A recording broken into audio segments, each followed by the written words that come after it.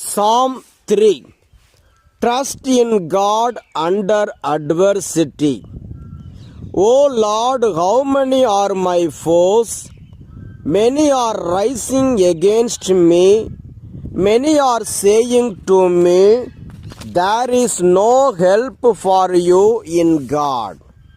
But you, O Lord, are a shield around me, my glory and the one who lifts up my head. I cry aloud to the Lord, and he answers me from his holy hill. I lie down and sleep. I wake again, for the Lord sustains me. I am not afraid of 10,000s of people who have set themselves against me all around.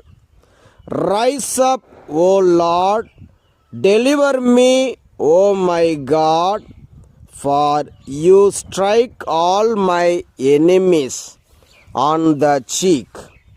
You break the teeth of the wicked. Deliverance belongs to the Lord.